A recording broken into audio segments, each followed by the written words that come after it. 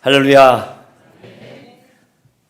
오늘 에베네셀 워십팀 보고 가슴이 막 뜁니다. 저도 저 연세에 이르기까지 정말 워십하며 하나님을 찬양했으면 좋겠다라는 생각이 많이 들었습니다. 그리고 오늘 우리 중고등부 친구들 보니까 가슴이 더 뜁니다.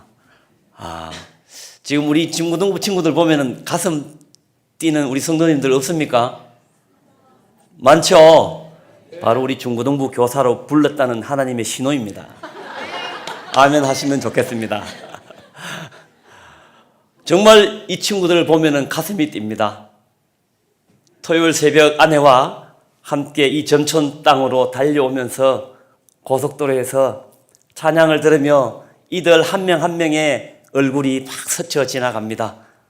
때로는 눈물을 흘리면서 달려오고요. 그래서 아내가 당신 운전하지 마라고 할 때도 있습니다. 이들을 생각하면 정말 가슴이 뜁니다. 사랑하는 우리 성도 여러분, 우리 미래 세대를 위해서 정말 뜨거운 마음으로 기도해 주십시오. 정말 이들이 이 땅을, 주님 다시 오시는 그날까지 분명 하나님 나라 복음을 선포하며 달려갈 우리 하나님 나라의 인재들인 줄로 믿습니다. 이제 오늘 말씀을 살펴보도록 하겠습니다. 오늘 우리는 야고보서의 머리말과 또 첫 번째 단락을 함께 살펴보면서 흔들리는 시대에 흔들리지 않는 믿음, 바로 그리스도인의 삶이 무엇인지, 또 그리고 우리가 어떤 믿음의 결단으로 살아가야 할지를 함께 살펴보려고 합니다. 야고보서는 시험, 또 지혜, 빈부의 문제, 이 세 가지는 야고보서 전체 흐름의 주제이기도 합니다. 오늘 우리의 삶과도 매우 깊이 닿아 있습니다. 본문은 짧지만 그 의미는 매우 깊다고 할 수 있습니다.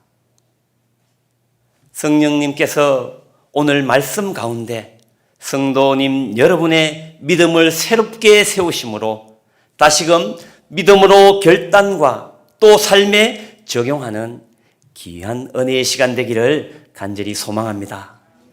자, 이제 먼저 1절 우리 다시 한 번 더 같이 읽겠습니다. 1절입니다. 시작. 하나님과 주 예수 그리스도의 종 야고보는 흩어져 있는 12지파에게 문안하노라. 아멘. 야고보는 먼저 자신을 소개하며 이렇게 말합니다. 하나님과 주 예수 그리스도의 종 야고보라고 자신을 소개합니다. 야고보를 히브리식 이름으로 이야기하면요, 야곱입니다. 신약에는 여러 야고보가 등장하지만 오늘 이 서신의 저자는 바로 예수님의 동생 야고보입니다. 그는 예수님과 함께 자랐습니다. 같은 집에서 성장했죠. 그러나 복음서가 기록하듯 예수님의 공생의 기간 동안에는 이 야고보는 예수님을 믿지 않았습니다. 그러나 고린도전서 15장 7절에 예수님께서 직접 이 부활하시고 이 야고보에게 나타나셨습니다. 그 이후로 이 야고보는 삶이 완전히 바뀌어 버렸습니다.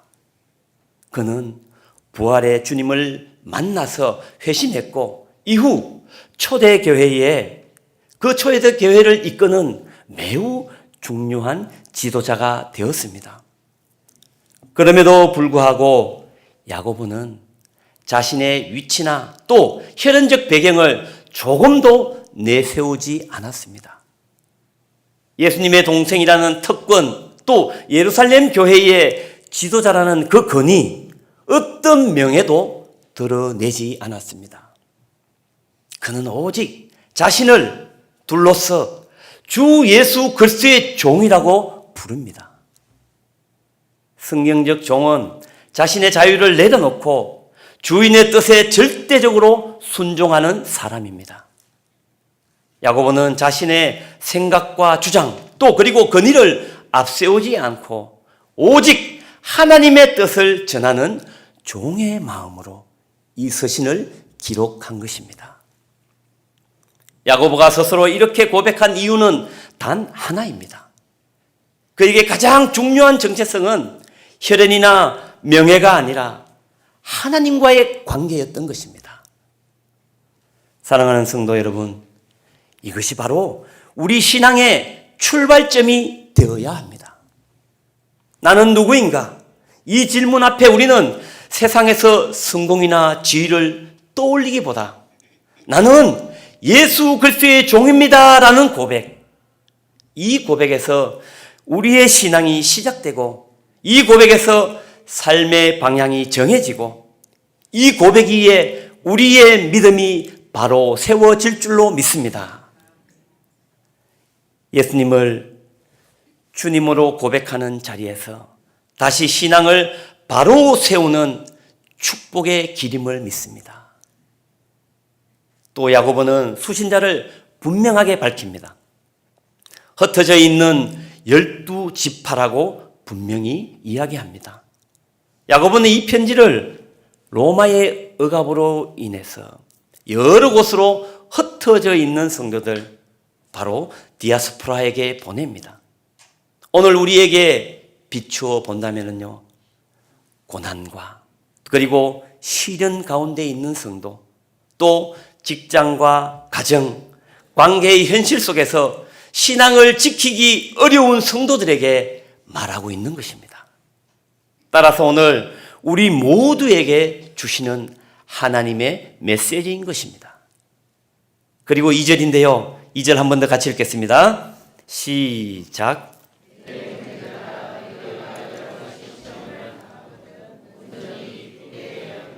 아멘. 믿음의 사람들의 삶에는 가시밭 같은 시험들이 있습니다. 본문에 시험을 당하거든 이라고 하는 표현은요, 다시 말하면 시험이 닥쳐오거든, 또 혹은 시험에 빠지거든, 또 시험에 넘어지거든 이라는 뜻으로 우리가 해석할 수 있습니다. 저희 모두는 시험이라고 할 때는 할 수만 있다면 빨리 이 시험에서 벗어나고자 합니다. 그것이 우리의 마음입니다. 그런데 오늘 본문은 시험을 당하거든 온전히 기쁘게 여기라고 명령합니다. 시험에는 여러 가지가 있을 수 있지만 그 처방은 오직 한 가지라고 이야기하는 거죠. 그것은 바로 온전히 그 시험을 기쁘게 여기는 것입니다. 사실 고통 속의 즐거움을 느낀다는 정상적인 사람이 아니죠. 정상적인 사람이라면 그 고통을 고스란히 느껴야 합니다. 그런데 왜 기뻐해야 할까요? 먼저는요, 시험은 끝이 아니라 연단과 성숙의 과정이기 때문입니다. 그리고요, 시험은 믿음을 더 단단하게 하며 인내와 소망을 자라게 하는 거기 때문에 우리는 기뻐해야 합니다. 그리고 하나님은 실패 속에서도 일하시는 분이시며 시작할 기회를 다시금 우리에게 주시는 분이시기 때문에 우리는 그 시험을 기뻐해야 합니다. 그러므로 슬픔에 빠져서 계속 그 감정만 바라보면 점점 더 어두워지지만 하나님의 관점으로 보면 지금 이 순간도 우리의 성장의 기회가 되는 것입니다. 결국은 하나님의 뜻을 이루어가는 중요한 여정의 한 장면일 뿐입니다. 그리고 3절에서는 시험의 목적은 믿음의 연단이라고 말하고 있습니다. 하나님은 시련을 통해 믿음과 사랑의 성품과 인격을 단련하여서 더 깊고 온전하게 만들어 가시는 분이십니다. 고난 없는 신앙은 약해질 수밖에 없습니다. 연단이 없는 믿음은 깊어질 수가 없습니다. 그리고 4절을 보니까요, 또 한 가지는 인내는 온전한 사역을 이루게 합니다. 하나님은 이 인내의 성품 위에 사역을 세우십니다. 인내 없는 사역은 오래가지 못합니다. 특히 우리 교사의 직분을 받은 우리 교사님들, 때로는 이런 생각이 들죠. 올 12월 말까지만 하고 내년에는 한 해만 교사 좀 쉬었으면 좋겠다라는 생각을 많이 하실 겁니다. 저 역시도 그런 생각을 많이 했었거든요. 그런데요, 우리는 인내해야 합니다. 이들을 보면은 가슴이 뛰지 않습니까? 하나님께서 새롭게 세워갈 이 미래 세대들, 우리가 가르치고 훈련시키고 믿음으로 성장시켜야 되지 않겠습니까? 사랑하는 여러분, 결국 하나님은 우리를 온전하게 하셔서 시험을 통과하게 하십니다. 그러므로 부족함이 없는 성숙한 믿음의 사람으로 우리를 살아가게 하시는 것입니다. 그리고 5절에서 8절까지인데요. 한 번 더 같이 긴 말씀인데 5절에서 8절까지 한 번 더 읽겠습니다. 시작.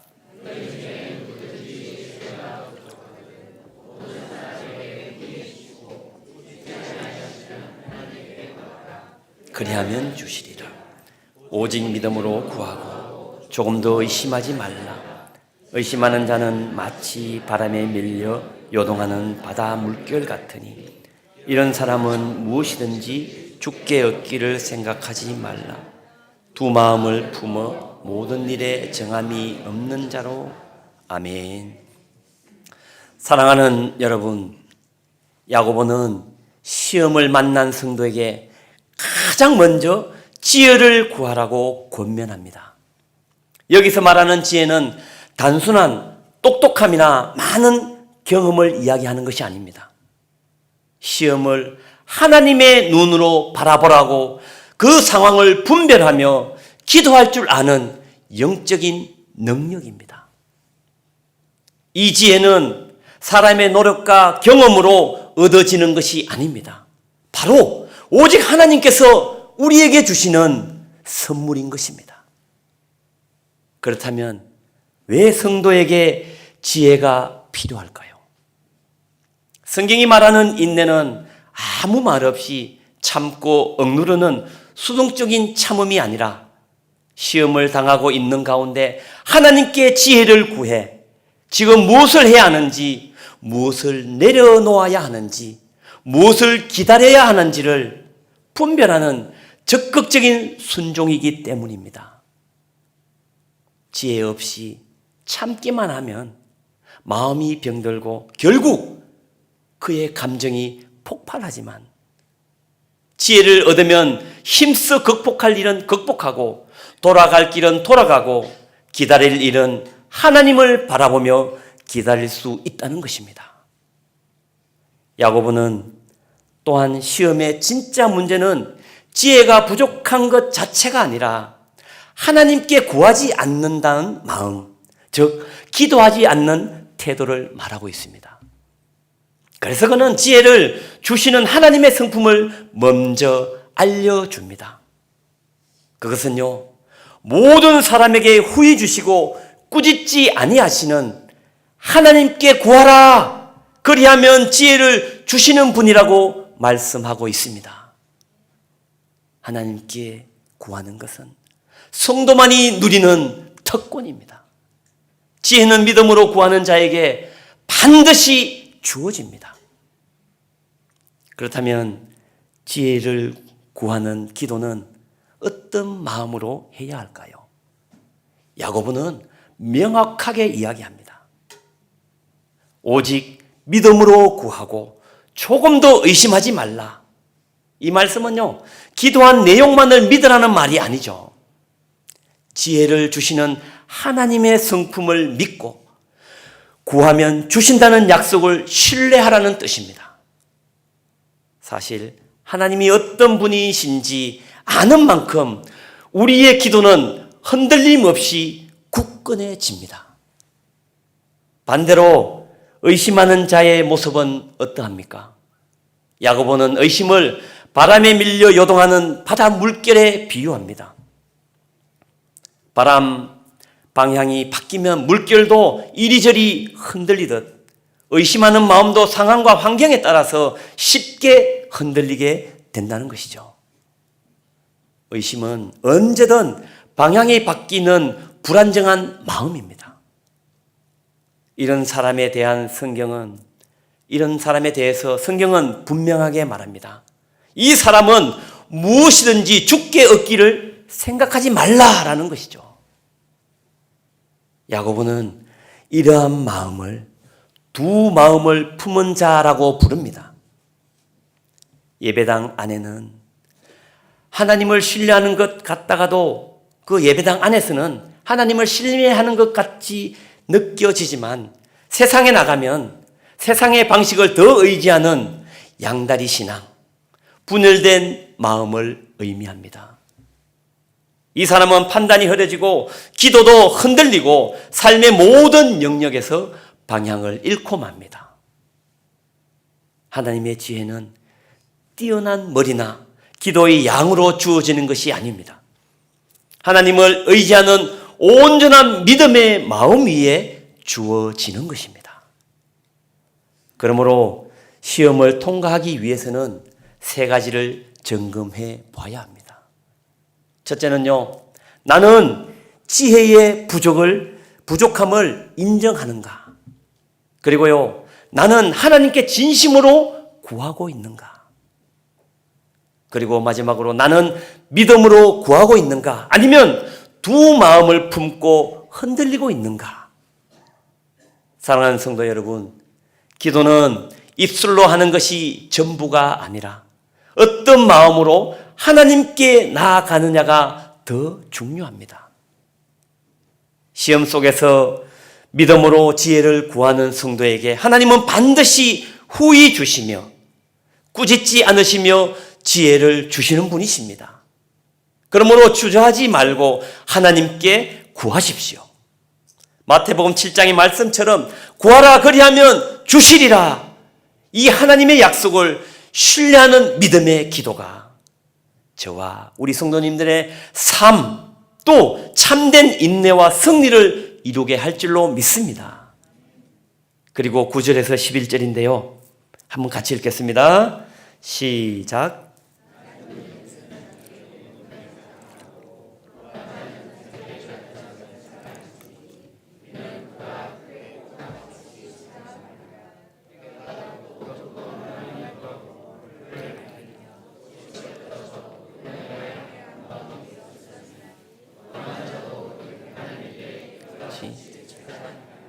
아멘.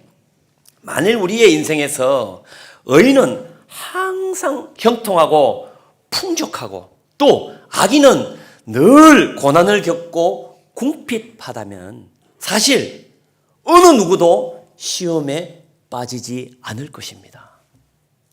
여기서 말하는 낮은 형제란 사회 경제적으로 어렵고 또 힘든 처지에 있는 성도를 말합니다. 학벌이 부족하고 지위도 높지 않고 재산도 작고 누구에게 크게 인정받지 못하는 사람입니다. 예수님을 믿고 나서 현실적인 처지가 달라지지는 않는 그 성도 모두를 포함하고 있죠. 그런데 야고보는 이러한 성도에게 놀라운 명령을 내리십니다. 바로 자신의 높음을 자랑하라라고 말하죠. 무엇을 자랑하는 것일까요? 그것은요, 예수 그리스도를 믿음으로 하나님 나라를 상속받을 자녀의 신분을 자랑하라는 것입니다. 성도가 하나님의 자녀로 높아진 신분을 자랑하는 것입니다. 그러므로 성도의 마음에는 언제나 자신을 높여주신 주님에 대한 감사와 감격이 있어야 합니다. 사회적으로 비천한 처지를 가졌다는 이유로 스스로를 위축시킨다면 그것은 겸손이 아니라 세상의 가치관으로 자신을 판단하는 잘못된 모습입니다. 또 교회의 직분을 통해서 사회적 결핍을 메우려 한다면 그 역시도 여전히 세속적 가치 속에 있다는 증거입니다. 성도는 세상이 중요하게 여기는 기준, 하나님의 관점에서 다시 평가할 줄 알아야 합니다.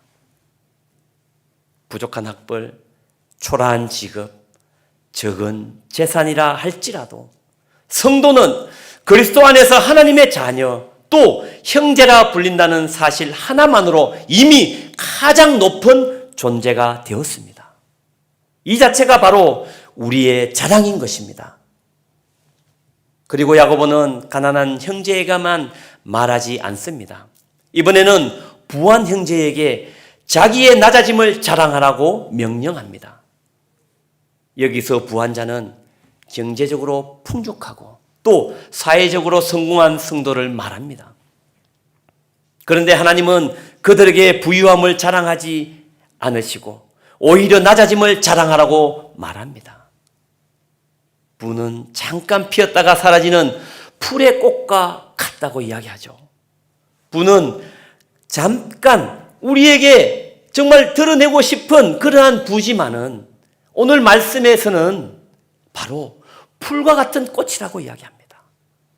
부가 얼마나 일시적이며 얼마나 쉽게 사라지는지를 오늘 말씀에서 가르쳐 주고 있습니다. 영원한 가치를 붙잡아야 한다는 것을 깨달아야 합니다. 그래서 참된 지혜를 얻은 부한 성도는 자신의 재물이나 성공이 아니라 예수 그리스도 안에서 한 형제가 되었다는 사실을 더 큰 자랑으로 여겨야 합니다. 예수 믿고 성공한 것, 잘된 것만 자랑하는 것, 성경적 자랑이 아닙니다.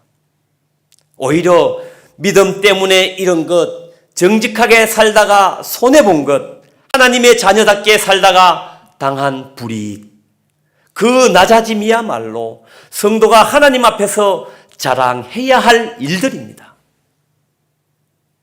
성도의 참된 자랑은 세상의 가치가 아닙니다. 예수 안에서 새롭게 주어진 신분과 은혜라고 이야기하고 있습니다.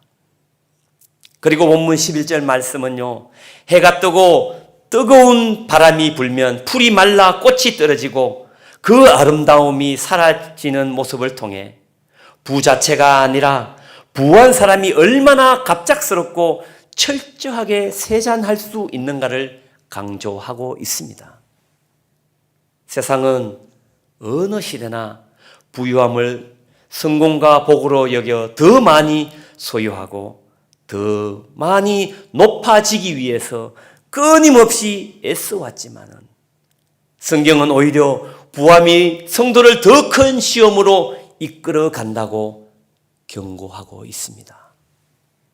그래서 성경은 부한 성도를 비난하지 않지만 일시적인 것에 마음을 빼앗기지 말고 영원한 것에 소망을 두라고 명확하게 이야기하고 있습니다. 사실 삶의 형편이 낮아지고 소유가 늘어나는 것이 감사한 일입니다. 동시에 영적으로는 더욱 정신을 바짝 차려야 할 때이기도 합니다. 무조건 부함을 축복으로만 여긴다면요, 추구하는 것은 성경을 깊이 살피지 않은 모습이며 교회가 세상처럼 부를 자랑하거나 가난을 낮게 여기기 시작한다면 교회의 거룩한 구별된 삶은 사라지게 됩니다. 성도 역시 마찬가지로 가난과 부를 세속적 기준으로 바라본다면 성경적 가치관을 잃어버린 것입니다. 그러므로 우리는 성경이 말하는 부의 위험성과 한계를 마음에 새기면서 영원한 하나님 나라를 바라봐야 합니다. 그렇게 할 때 하나님께서 우리의 인생을 이끄시고 참된 복으로 채워주실 것입니다. 사랑하는 성도님들, 세상의 화려함이라 하나님의 영원한 은혜를 붙잡는 믿음의 삶을 살아갑시다. 이제 말씀을 마치려고 합니다. 결국 야고보는 이렇게 말합니다.